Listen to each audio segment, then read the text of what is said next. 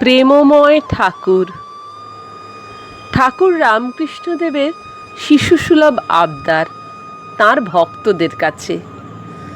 তাঁর ইচ্ছা দেখা করবেন বিদ্যাসাগরের সঙ্গে। অনেক শুনেছেন তাঁর কথা।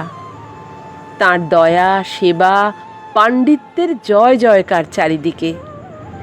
তাই তাঁকে দেখবার ইচ্ছা তাঁর। ভক্ত মাস্টারমশাই মহেন্দ্রগুপ্তের কাছে তাঁর এই ইচ্ছা প্রকাশ। ঠাকুরের ইচ্ছা পূরণ করা ভক্তের কাছে সর্বোত্তম সেবা। তিনি বিদ্যাসাগরের অতি পরিচিত জনও বটে। তাই দেখা করে অনুমতি নিয়ে নিলেন। বিদ্যাসাগর মশাই অবাক। কি ব্যাপার? সাধু সন্ত সন্ন্যাসী এদের থেকে শতহস্ত দূরেই থাকতে চান তিনি। জাত্যাভিমানী ব্রাহ্মণ পণ্ডিতদের বহু দেখেছেন। দেখেছেন নিচু জাতি, দরিদ্র, অসহায় মহিলাদের উপর তাদের নিষ্ঠুর অত্যাচার। তাই বৃতৃষ্ণা এইসব ধর্ম ব্যবসায়ীদের উপর। মাস্টারমশাই জানান, না, তিনি ভেগধারী নন। বহিরঙ্গে তাঁর সন্ন্যাসীর লেশ মাত্র নেই। তিনি গেরুয়াধারীও নন। সাধারণ লোকের মতোই মোটামুটি বেশবাস, চালচলন। মনে হলো খুশি হলেন বিদ্যাসাগর মশাই। অনুমতি দিলেন। 1882 সালের 5ই আগস্ট শনিবার দিন স্থির হলো। সকাল থেকেই ঝিরঝিরে বৃষ্টি, আকাশে মেঘ। দিনটা যেন থমকে আছে কি এক মহাসন্ধিক্ষণের প্রতীক্ষায়। ঠাকুর সময় নির্ধারণ করলেন, ঠিক 4টের সময় পৌঁছবেন বিদ্যাসাগরের বাড়ি। সময়ের যেন নড়চড় না হয়, তাই আগে আগে নাওয়া খাওয়া সেরে নিলেন ঠাকুর। মাস্টারমশাইও গাড়ি বলে দিলেন আগে থেকে। ঠিক 4টের সময় ঠাকুর এসে পৌঁছলেন দক্ষিণেশ্বর থেকে বাদুড় বাগানে বিদ্যাসাগরের বাটিতে। মাস্টারমশাই সহ ভবনাথ ও হাজরা সঙ্গী হয়ে এলেন। জামার বোতাম একটা খোলা ছিল। দাঁড়িয়ে পড়লেন ঠাকুর। কোনো দোষ হবে না তো? অত বড় পণ্ডিত মানুষ, তার কোনো অসম্মান করে ফেলেন পাছে? না না, ওতে আপনার দোষ হবে না। নিশ্চিন্ত শিশুর মতো চললেন সিঁড়ি বেয়ে উপর পানে। বিদ্যাসাগর মশাই যে ঘরে আছেন প্রবেশ করলেন। উঠে দাঁড়িয়ে তাকে অভ্যর্থনা করলেন 62-63 বছরের বিদ্যাসাগর মশাই। ঠাকুরের চেয়ে 15-16 বছরের বড়। পরিচিত জনের মতো ঠাকুর চেয়ে রইলেন হাসি মুখে বিদ্যাসাগরের মুখপানে। ঈশ্বরচন্দ্র যাঁর পূর্ব নাম, তিনি ঈশ্বরের থেকে বহু দূরে নিজেকে সরিয়ে রাখেন। করেন না ঈশ্বরের অনুসন্ধান। অনেক শাস্ত্র পুঁথি ঘেঁটেছেন তিনি। কোথাও ঈশ্বরকে স্পষ্টভাবে খুঁজে পাননি। তাই সে চেষ্টা বৃথা মনে করে নিজেকে কর্তব্য কর্মে নিয়োগ করেছেন। এমন একটি কর্মময় জীবন যাপন করতে চান, যা বেশিরভাগ মানুষ করলে পৃথিবীটা স্বর্গ হয়ে যাবে। এটি তাঁর লক্ষ্য। তাই তিনি ঈশ্বরকে খোঁজা বৃথা পণ্ডশ্রম বলে মনে করেন। এমনই একজন মানুষের সঙ্গে দেখা করতে এসেছেন যিনি, তাঁর জগৎ আবার শুধুই ঈশ্বরময়। মনুষ্য জীবনের একমাত্র লক্ষ্য বা উদ্দেশ্য ঈশ্বর লাভ। এ বিশ্বাস এবং মত তাঁর শিরায় শিরায়, কোষে কোষে প্রবাহিত। এই দুই সম্পূর্ণ বিপরীত আধ্যাত্মিক দৃষ্টিভঙ্গির দুটি মানুষ আজ মুখোমুখি। বিদ্যাসাগরের বাড়িতেও বেশ আত্মীয় বান্ধবের ভিড় জমেছে এই সাক্ষাৎকার উপলক্ষে।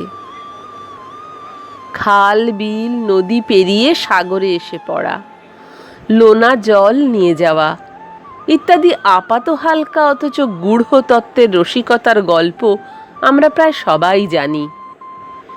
প্রাথমিক আলাপের পর বিভিন্ন তত্ত্ব, শাস্ত্রের জ্ঞান এগুলি প্রাঞ্জল করতে উপমাসহ নানা রকম গল্প, বেশ কিছু তত্ত্বমূলক গান ঠাকুর একের পর এক উত্থাপন করে চলেন এই 5 ঘন্টার সাক্ষাৎ পর্বে। তার ভাবাবেশও হয়। বিদায় বেলায় বিদ্যাসাগরের জন্য মায়ের কাছে জপ ও প্রার্থনা করলেন ঠাকুর। মাস্টারমশাই বর্ণিত কথামৃত ভালো করে দেখলে বোঝা যায়, সমগ্র কথামৃতে ঠাকুর যা যা কথা তাঁর ভক্তদের, ঈশ্বর অনুরাগীদের কাছে বলতে চেয়েছেন, যে সমস্ত গল্পের উপমা প্রয়োগ করেছেন, সেই সমগ্র কথামৃতের মূল ভাবনা, বিষয় ইত্যাদির সারাৎসার বা নির্যাসটুকু যেন ঠাকুর নিংড়ে দিয়েছেন এই 5 ঘন্টার সাক্ষাৎ পর্বটিতে। অর্থাৎ এই একটি দিনেই ঠাকুর বিদ্যাসাগর মশাইকে সামগ্রিক আধ্যাত্মিক আনন্দ রস ও ঈশ্বর উপলব্ধির চাবিকাঠিটি দিয়ে গেলেন, ধন্য করে গেলেন তাকে, যিনি এত বড় একজন পণ্ডিত, বিদ্বান, অধ্যাপক, লেখক, যার বাগ্মিতা বা ভাষার কোনো অপ্রতুলতা নেই। তিনি এই প্রায় অশিক্ষিত মানুষটির কাছে একেবারে বাক্যহারা হয়ে রইলেন। যে সময় এদের সাক্ষাৎ, সেই সময় এরা দুজনেই এদের নিজ নিজ কর্মভূমিতে সুপ্রতিষ্ঠিত। তাহলে কেন ঠাকুর এলেন, নিজেকে উজাড় করে দিলেন? বিনিময়ে তিনি কি কিছু পেলেন? কয়েকটি মিষ্টি আর 1 গ্লাস জল এবং মান্যবর বিদ্যাসাগর মশাইয়ের দর্শন ছাড়া ঠাকুর কি পেলেন? কিন্তু উনি বিদ্যাসাগর মশাইকে যা দিয়ে গেলেন তা তাঁর সারা জীবনের সাধনার উপলব্ধি প্রসূত জ্ঞান। বললেন বেদ বেদান্তের সার কথা, ব্রহ্মজ্ঞান, ঈশ্বর উপলব্ধির কথা, বিশ্বাস ও ভক্তির কথা, কিভাবে ঈশ্বর লাভ হয় তার উপায়, ইত্যাদি ইত্যাদি। ঠাকুর বিদ্যাসাগর মশাইকে সিদ্ধ পুরুষ বলেও চিহ্নিত করে গেলেন। কিভাবে? বললেন তার অন্তঃকরণটিও সিদ্ধ বস্তুর মতোই নরম। তিনি নাড়িয়ে দিয়ে গেলেন এই সিদ্ধ পুরুষের অন্তঃকরণটি ঈশ্বর চেতনার পূর্ণ বাতাসে। ঠাকুর আরও বললেন, বিদ্যাসাগর মশাইয়ের অন্তরের এই যে দয়া, মায়া, মমতা, করুণা, এ সবই ঈশ্বরের দান। অন্যের উপকার যে নিজের উপকার, তাও তিনি বিদ্যাসাগর মশাইকে জানিয়ে দিলেন। ব্রহ্ম কী রূপ, এই প্রশ্নের যে এত সহজ মীমাংসা হয় তা বিদ্যাসাগর জানতেন না, কোথাও পড়েননি। প্রদীপের আলো যেমন নির্লিপ্তভাবে জ্বলে যায়, সেই আলোতে কেউ পাপ বা কেউ পুণ্য কাজ করে, তাতে প্রদীপের আলোটির কিছুই এসে যায় না। তেমনি ব্রহ্ম নির্লিপ্ত। জগতে যা কিছু কর্মাকর্ম চলে তা সবই আদ্যাশক্তির লীলা। ব্রহ্মের উপলব্ধি করতে গিয়ে নুনের পুতুলের মতো সাগরের জলে গুলে যেতে হবে। ঠাকুর বললেন, ব্রহ্মই একমাত্র জিনিস যিনি উচ্ছিষ্ট হননি বা এঁটো হননি, কারণ তাকে কেউ মুখে প্রকাশ করতে পারেনি। স্তম্ভিত বিদ্যাসাগর। কি অদ্ভুত প্রাঞ্জল এই বিশ্লেষণ! এত পুঁথি, শাস্ত্র সবই যেন মিথ্যে এনার কাছে।